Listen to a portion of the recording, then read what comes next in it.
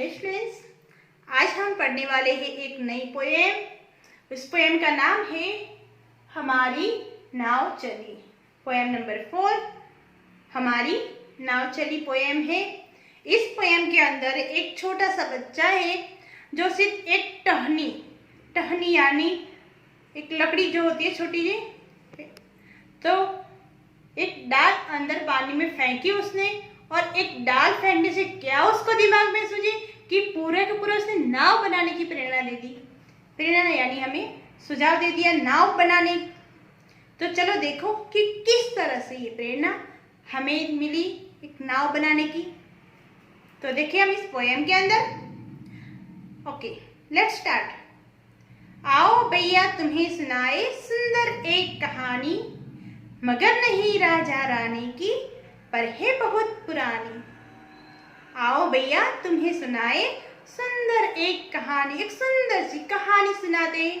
राजा रानी की कहानी नहीं है ये, पर बहुत पुरानी है ये कहानी। छोटी छोटी नावें देखो हमको सैर कराती, पानी पर अटखेली करती सभी और ले जाती, है ना। छोटी छोटी नावें, बोट देखिए ना आप लोगों ने, बोट तो छोटी छोटी नावें देखो हमको सैर कराती है, पानी में सैर कराती है ना। हम पानी में बोट में बैठते नाव में, फिर पानी में बोट में बैठ के हम सैर करते हैं। फिर पानी पर क्या करती है वो अटखेली खाती है, यानी अटखेली यानी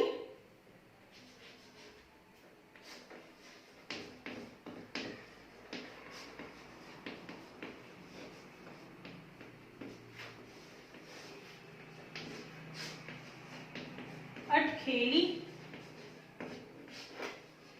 यानी कि खेल करना। वह क्या करती है?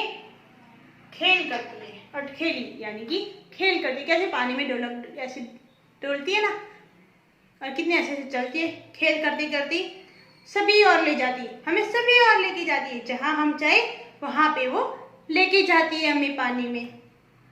कुछ पुरखे थे बसे हमारे नदियों के ही तीर, कंद मूल फल खाकर जीते पीते निर्मल नीर। कुछ पुरखे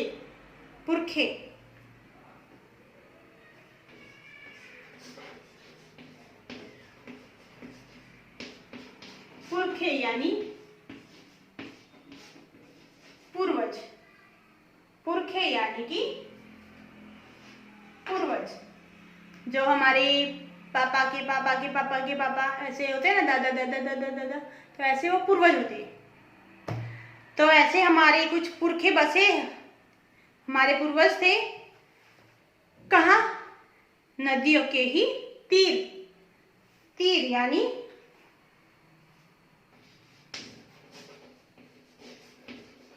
नदी का किनारा। तीर यानी कि नदी का किनारा।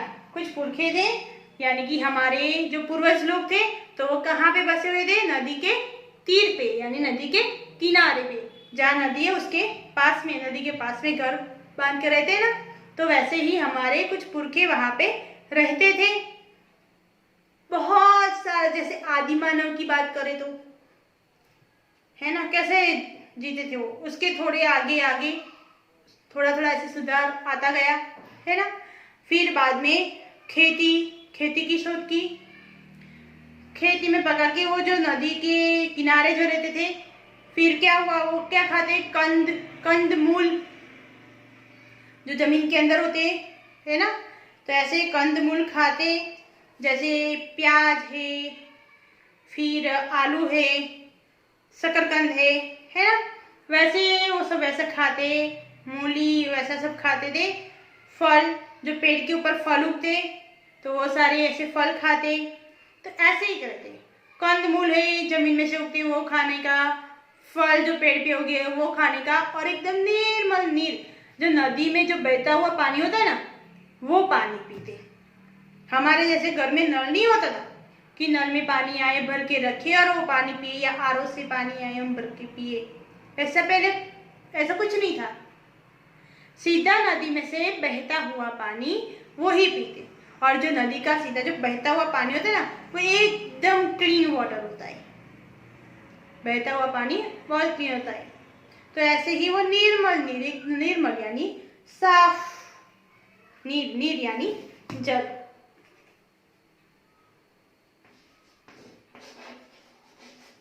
नीर यानी कि जल, पानी, निर्मल, साफ, एकदम साफ पानी पी लेते। सोचो तो जब नाव नहीं थी तब हम क्या कर सकते? लंबी लंबी गहरी नदियां कैसे पार उतरते? सोचो, जब नाव नहीं थी तब क्या करते थे? इतनी बड़ी बड़ी नदियां कैसे पार करते थे?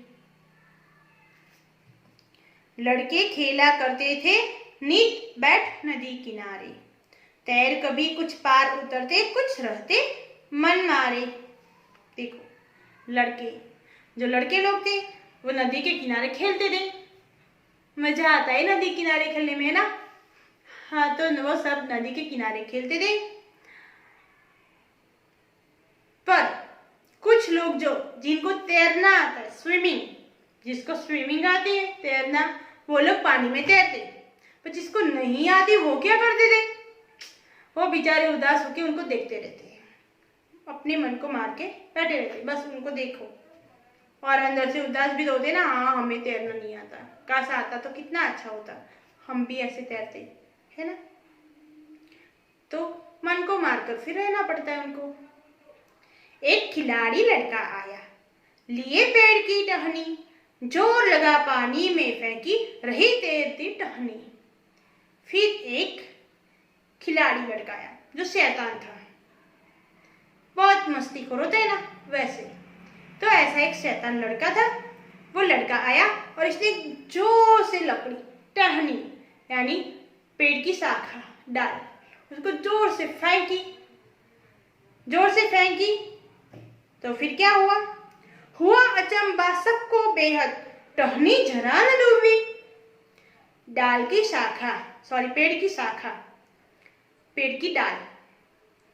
पेड़ की डाल उसने जोर से पानी में फेंकी।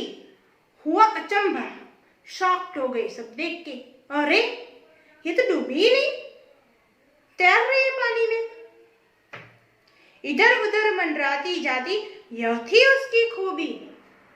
क्या खूबी? इधर उधर मंडराती है पानी में, इधर उधर मंडराती यानी इधर उधर घूमती है वो, पर डूबी नहीं है, डूबती नहीं।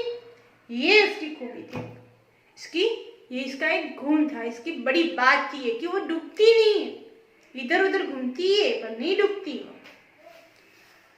लड़के सब हो गए इकट्ठे, करने को खिलवाड़, लगे फेंकने लंबी शाखें, पीपल हो या ताड़।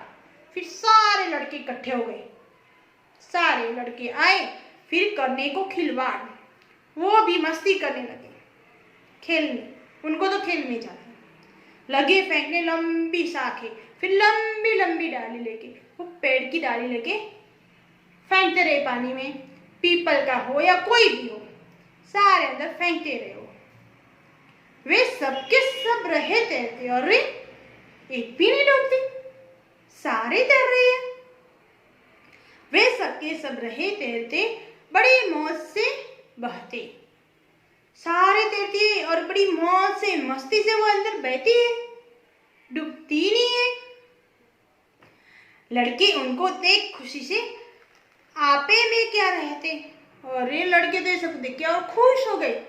फिर कहाँ वो पकड़ में रहेंगे, अपने आप में रहेंगे ही ना, फिर वो तो और भी मस्ती सूझी, और भी फेंकने लगे। पानी पर क्या तैर सकेगी मोटी लकड़ी भारी। फिर उन्होंने सोचा, अरे ये पतली लकड़ियां तो तैरती है, पर क्या बड़ी भारी वाली लकड़ी, क्या वो तैरेगी पानी में? बड़े पेड़ का तना काटने की तब हुई तैयारी। फिर उन लड़कों ने सोचा कि चलो बड़ी भारी लकड़ी उसमें फेंक के देखते हैं, क्या वो तैरती है?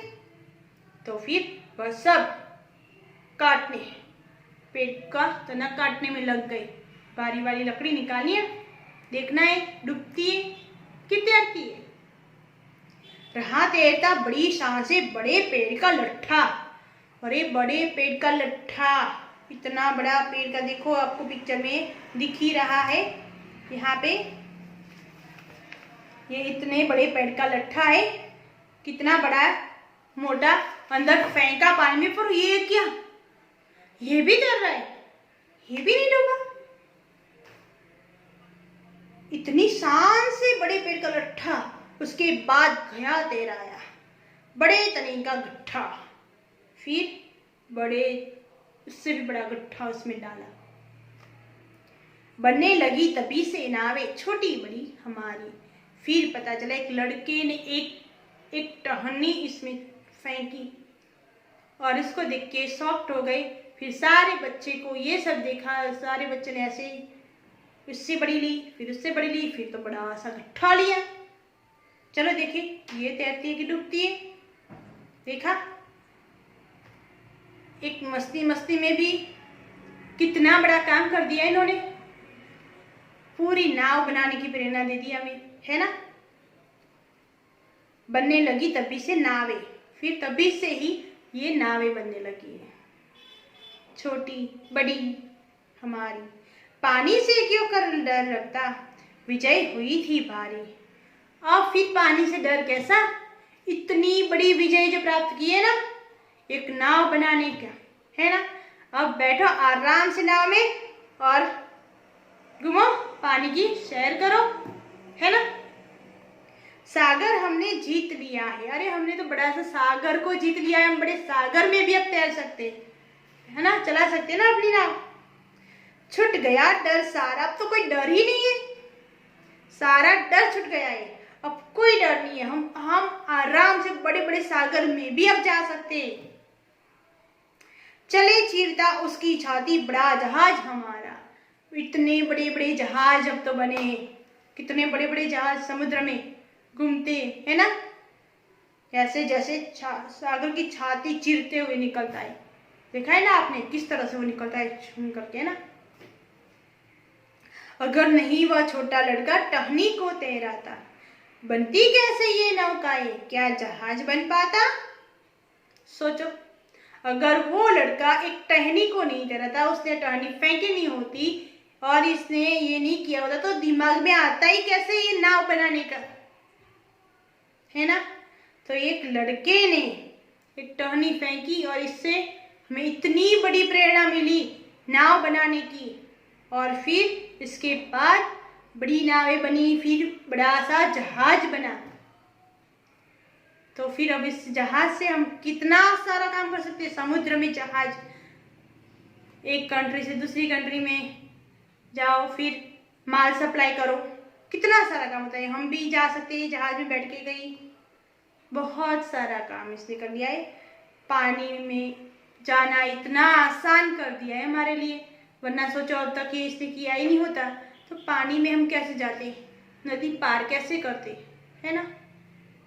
ओके, तो इस लड़के ने बहुत सारी इतनी बड़ी प्रेरणा हमें दे दी है, जो बहुत ही अच्छा है हमारे लिए, बहुत लाभदायक है हमारे लिए।